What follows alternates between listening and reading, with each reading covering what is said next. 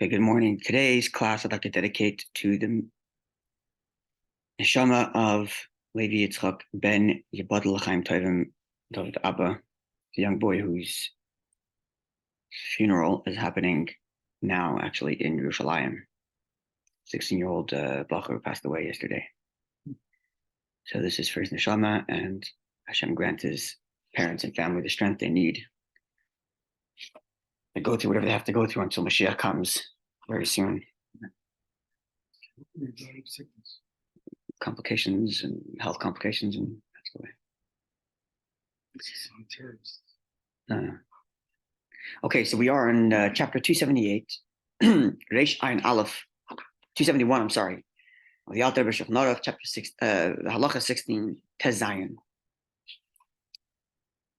We finished discussing the law of the Kiddush that comes mid-meal and how to deal with that. We went through all those details, try to avoid it, considering all the details. And now we come to the laws of Kiddush as a whole. Tez Zayin. Af al pi, although it is true, and as we'll see, many of the halachas we're going to pick up, not most, are going to come from our Gemara and Psachim. Af al pi, even though mitzvah min hamuvchar, the best and choicest way to perform the mitzvah is the Kaddish Samach l'Knisas Shabbos, is to sanctify, to declare the Shabbos holy, that is to say, to recite Kiddush as close as possible to the beginning of Shabbos. Right? That was relevant, because that's one of the reasons, as you mentioned before, for why we don't even drink before we make Kiddush. Ordinarily, before we perform a mitzvah, we're told not to eat a meal because it might distract you and you'll forget to perform your mitzvah. So don't eat a meal before lulav, don't eat a meal before shofar, don't eat a meal before tefillah in the morning or whatever.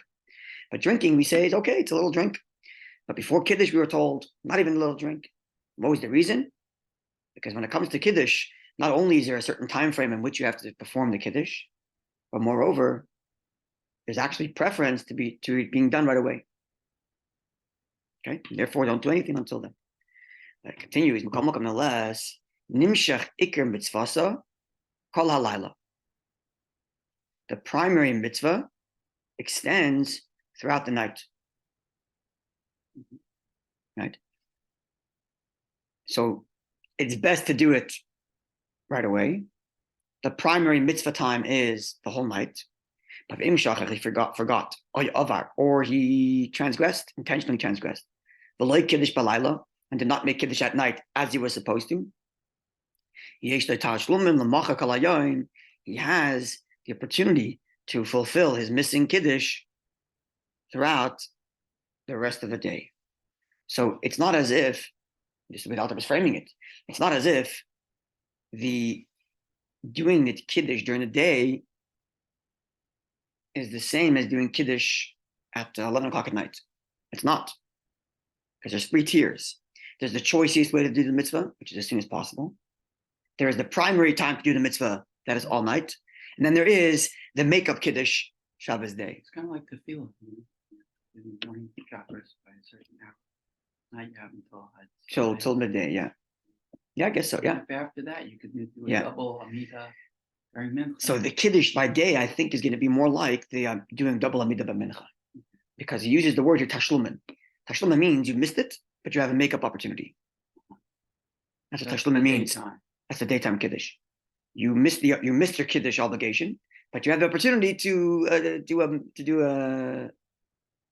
make up for it. That's what tashlumin is. Full reward as I don't know how to measure the rewards. No. But it sounds more like that. Although maybe not. Maybe I'm pretty sure this is the correct way, because they use the word tashlumin. Tashlumin means to make up for it. They translate it here. He may compensate throughout the entire following day. Okay. So what should he do if he's making Kiddush by day? Why is he asking this question? Because you don't say certain parts, right? You don't say certain parts, because certain parts of the Kiddush are only relevant during the nighttime. So just says you have to. So what does he do? Yoimar kol ha-Kiddush shel laila. He should say the entire nighttime Kiddush, Hagafen, and the paragraph afterwards, but Malvad Parshas Vayechulu, you shouldn't say the Vayechulu and Yom HaShishi. You shouldn't say that part. Because it's irrelevant to the day. Because the Parsha Vayechulu describes how at the end of the sixth day of creation, Hashem concluded his work. And that was last night, not today. As he explains, because nighttime was when he ended the Kiddush. So in footnote 88, you can look at that. My computer is slow to pick up the footnotes here. But so footnote 88 reads, in such an instance, when one recites the Kiddush, 88, when one recites the, yeah, yeah, so the Alter Rebbe says similar law with regard to Kiddush, and then he says, sorry, you read below that. Yeah, sorry. In such an instance, when one recites Kiddush at the time of the daytime meal, he should recite the preliminary readings of the day.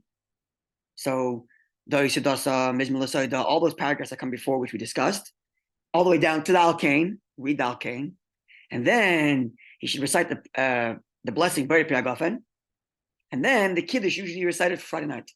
So instead of Yom HaShishi, you're going to read all the daytime stuff. In your nighttime Kiddush that you're doing during during the day. Because it's kind of like we were saying before, it's like doing two minchas. So you're doing all your mincha stuff, but then you're doing an extra Shemon Esrei because you missed Shachris.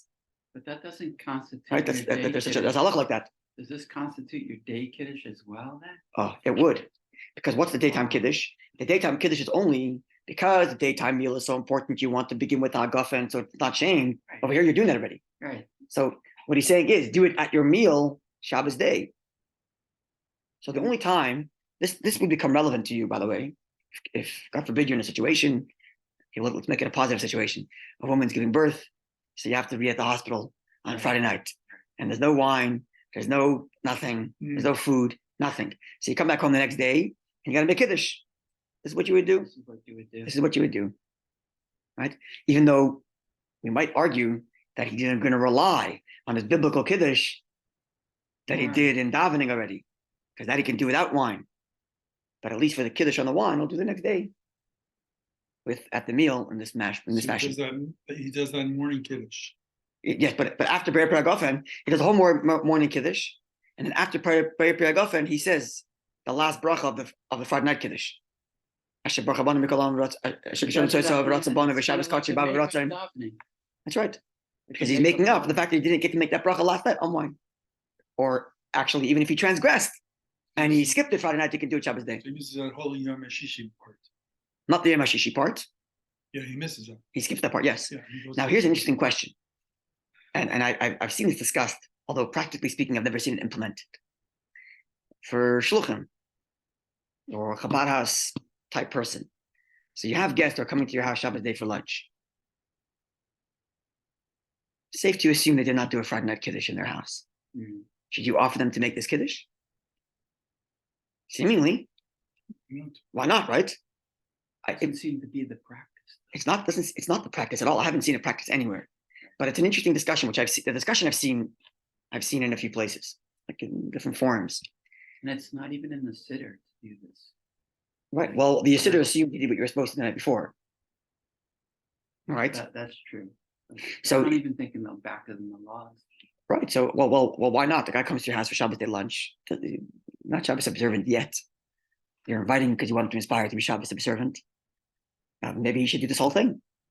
So the end is that I imagine that the reason why it hasn't become practiced is because you're inviting this person over to your house for educational purposes, right? And for educational purposes, demonstrate what a Shabbos meal looks like as it is, without assuming what they did or didn't do the night before. It's not my job to prod and find out, what did you do last night? Did you make Kiddush, not make Kiddush? Right. That's an uncomfortable question to ask. So I'm educating about what Shabbos looks like. I'm not asking what you did yesterday. I'm not asking what you do. In fact, you don't want to teach the nuance. Exactly. I don't even want to. You want to teach the general. I also don't even want to know what they did before they came to my house. Don't tell anybody. I don't even want to know how they came to my house. Not my business. You're in my house. As far as I'm concerned, when you're here, you're a Shabbat observant. And I'm going to show you what it looks like to be a Shabbos observant. So I think that's, even though maybe on the technical level or something, this might have been the more right way to do it. And there is, maybe there are some people who do it because I've seen the discussion, I've seen it discussed, but I'm just telling you, it's an interesting question. I would leave it up to those who may ask the question to the rabbi. So someone asked the question. What should I do? And then that's it. So if the person, so now you exactly. So if the person begins the conversation, says, "Look, I never made Kiddush before in my life. I didn't do it last night either." So Nick explained to them, you know that primary Kiddush is Friday night. And since you're telling me that you haven't done the Kiddush, it's very nice of you. Thank you for your honesty. So I want to tell you that you can make up for it now. Maybe that would be the right way to do it. But to invoke and tell them, hey, you didn't do Kiddush last night, begins with embarrassing them. It's counterproductive to what you're trying to do, which is to inspire them to observe Shabbos.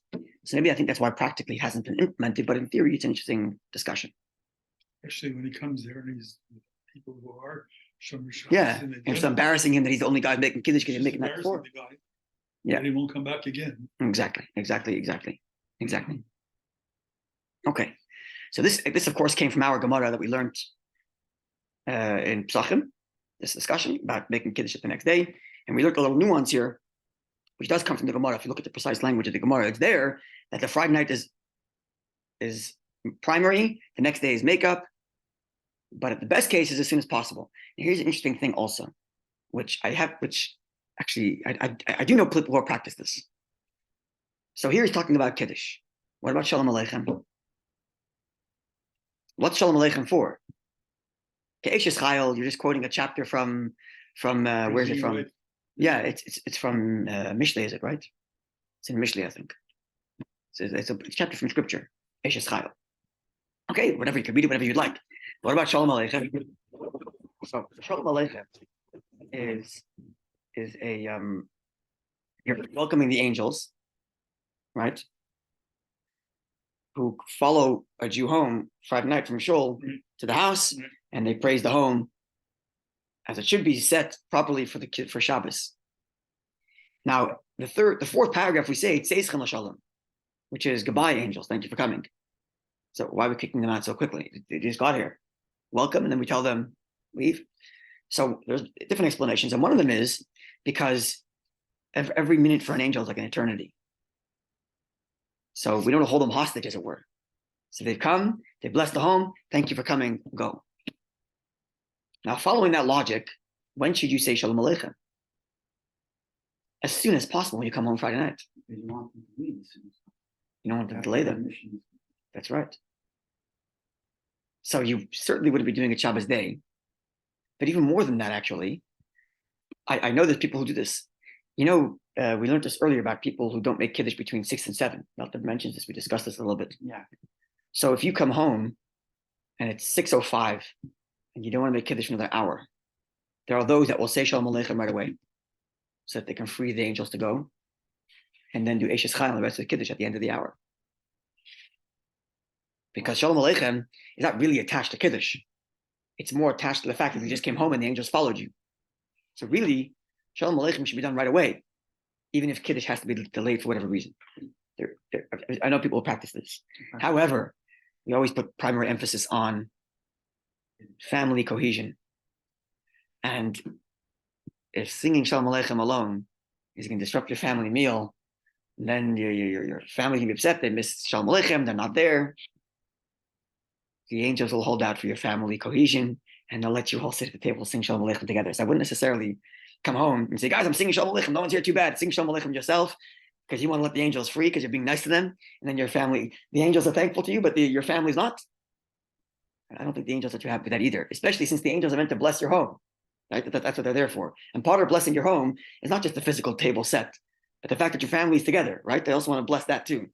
So if doing this, separating your Shalom Aleichem from the rest of your Kiddush is going to start breaking down your family, and everybody's going to be, they're going to feel like they missed out on your Kiddush, then it's counterproductive. But at least theoretically, Shalom Aleichem is related to coming home, not related to Kiddush. So especially when Kiddush is delayed, it's hypothetically, Shalom Aleichem comes earlier. Where does Psalm 23 come into? Mizmor David? Yeah, why that? Didn't we see it written in the Eitz Chaim from the Arizal?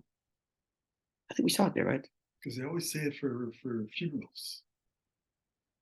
Well, yeah. Well, you read it. It describes Hashem walking with me wherever the circumstances are. So it's very. The shadow of death. It's there too, but it's It's in all places. And, it could be also like a way of elevation. Like notwithstanding that maybe my week isn't going so well, but I'm here on Shabbos, Hashem walks with me, I'm elevated. Maybe it's something like that, Kind of good question. Well, just a quick question. What's the verse or the part that allows the angels to leave? The last one. Shalom Aleichem is welcome. The last verse? The last one is Teischem l'shalom. Oh, go on in peace. okay. That's the last paragraph. So we sing. Read it. It's the fourth paragraph. We're already saying goodbye. Right? Shalom was like hello, peace be upon you. Bayachem, come, Barchuni, bless us. And then Teischem, go on. Right? Okay. Yeah. Halacha 17. Yeah. Halacha 7. Sorry. Yeah. Beautiful. I've sung it before. You don't Yeah. have to really should. Yeah. The angels will happily wait to bless their family around the table. That's their job. Okay, halacha 17. This also comes from our Gemara. It came up briefly in our Gemara, and when I prepared this class, I went back to see how we learned it then. And we left it open-ended, considering that the Gemara brought it up in passing. When the Gemara was discussing the laws of Poides Mappa, which we discussed earlier, this idea that mid-meal you should cover the bread, the Gemara cited to a Mishnaic text which said to cover the bread, but it didn't say necessarily you're in the middle of a meal. It said cover the bread. And we indicated from there that even if you're not mid-meal, you have to cover your bread. Mm-hmm. And this is the halacha we're addressing right now in 17, which we all observe, the bread being covered.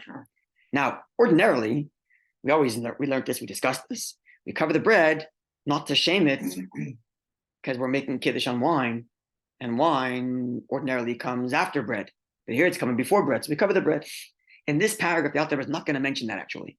He's not going to mention that reason for covering the bread. He's going to mention two other reasons.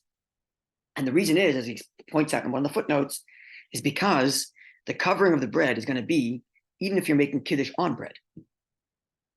Oh, really? As we'll see presently. Even if you're making Kiddush on bread, one should cover the bread for reasons we're about to explain. Okay, this is what we're learning now, halacha 17. Let's move through it.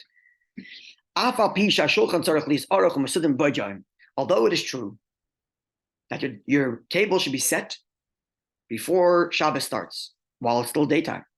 As explained in chapter 262, we're learning now chapter 271, so it's a couple chapters back. Nonetheless, even though your table is set, the table isn't brought to the place where you're going to be eating ad achar Kiddush until after Kiddush. Right? Which means you walk into your home and your table is gone, it's not there. We'll see how you do this practically soon. Your table's not there. You make Kiddush, and then the set table is being brought. Okay? Now what's the point? So that way it's clear that the table is being brought now to honor the Shabbos. Because the table was set on Friday. But it's not set for Friday, it's set for Shabbos. So have it set, but have it in a different room, and then bring the table into your Kiddush room, into your meal room after you make Kiddush. It's like when people rely on the lights for Shabbos. You have to turn it off. Yeah. Turn them off first. Yeah. Now, the image via Kiddush, but if the table is there already before Kiddush, right? So you have to put a cloth over it, or at least over the bread, to cover it. As if the bread isn't here until after Kiddush. So that it looks like the meal was brought for Shabbos now. So now this is another reason for covering the bread, unrelated to shaming the bread. Cover the bread. Why? So when you uncover it, it's as if you're bringing it to the table now. For Shabbos. Right? I was always under the wrong impression. Because I thought, I learned at the very beginning, when I came here, that you're covering the bread so that you don't shame the meat. It is correct, and it's mentioned elsewhere in the Alter B'Shulchan Aruch. But here he's mentioning other reasons, and again, they point out in the footnote, the reason why the Alter is not mentioning this reason is because here he told us earlier, you can make Kiddush on bread. He already told us that. Right? So now he's telling us that the laws of covering the bread are relevant even if you're making Kiddush on bread, because there's other reasons. So reason number one we just learned is so that it has the appearance that the bread's being brought now for the meal. Even though the table's been set, it's covered, and now, you uncover it, it's as if, now it's set for Shabbos. Even though it's brought. Because I thought the second thing I learned is that the covered because the manna was covered. We're going to get that in a second. Yes, we're going to get that in a minute. Well, that's another reason. We'll get that in a minute. Okay, but here now, he didn't say cover the bread. He said cover the table, right? Because the issue is that your table should be set for Shabbos, Right. which would mean the entire table is covered with a cloth, and then it gets unveiled in honor of Shabbos, not just the challah, right? So he says, when is this all true? That primarily the table shouldn't even be in the room, and then it comes to your room after you made Kiddush, and if you can't do so, have the whole table covered and then unveil it. The Yameim in the olden days, where everybody had, where they had small tables, called echad shulchan lefanov, every person with their own individual table in front of them. Think of the Roman. The divan. That's right. So think of the Roman setting for a meal. A guy's lying on a divan, and his waiters come in, bringing him a little table with his meal, and everybody has their own small little table. The closest thing maybe is what El Morocco used to look like. Can I remember that place? El Morocco? Sure. A little bit. Some of the places used to have like that. Yeah. So in those days, where it's easy, the table could be set in a different room with your waiters, and then they bring it in after you make Kiddush. And therefore, it wasn't a major effort lahafsik, to take a break after Kiddush, ulaviyam achar Kiddush, and to bring those tables after Kiddush was done. But nowadays, our tables are massive, are big. It would be extremely burdensome to stop your meal after Kiddush and have a bunch of people carry the table, and from where, from what, through which doors. I mean, it would make a major uproar. Houses aren't big enough to accommodate Exactly. tables. Exactly. We don't have that anymore. We don't have this. We have a big table. It sits. It's there. It's heavy. So set the table in a different room and then step into your room after Kiddush. Impossible. Therefore, Shabbos. Kiddush. Therefore, our practice is the table is set before Kiddush. The table is there before Kiddush. Olifreis mappa, and we put a cloth to cover the bread achar Kiddush, till after the Kiddush. Whether you're making Kiddush on wine, whether you're making Kiddush on bread. And again, reason number one is because this way indicates that the meal is being unveiled in honor of Shabbos. And meal means bread. Meal means bread. Meal means bread. And he says, now the other reason which you were talking about, you should have a cloth under the bread on the table. And that way the bread is covered on cloth from both sides. To remember the manna, which had dew enveloping it from on top and on bottom. So the reason for the manna adds that in addition to the cloth on top, it should be on bottom also. Right? Now, let's look at footnote, is it 92 or 93? Let's see 92 in a second. Usually, 92. Usually, the chalas are placed on a cutting board or the like. This takes the place of the cloth below. Okay. Alternatively, the tablecloth that covers the entire table also serves this function. So we have it anyway. Right? So now we have three reasons for covering the bread, and each one adds a nuance. Number one is that the bread shouldn't be shamed. Now, why does this add a nuance? This adds a nuance because, let's say, we mentioned this when we learned the laws of Havdalah. If a person's eating a meal right after Havdalah, and the table's already set, so there's no issue of bringing the meal in honor of Saturday night, so that reason doesn't apply there. There's no issue of manna, that reason doesn't apply there. But you still have to cover the bread, because if you're making Havdalah in the presence of your meal, it's still shameful to the bread, so cover the bread. For that reason.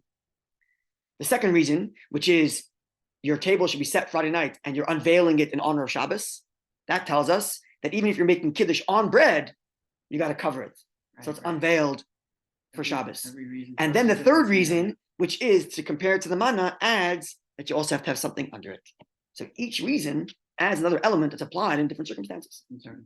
covers them all. So 3 reasons together covers all the different scenarios, which would mean on Saturday night, if your table happened to be set for the Malav Malka, for the post-Shabbos meal, and you're making Havdalah, and you got to cover the bread, you don't have to have a tablecloth under it.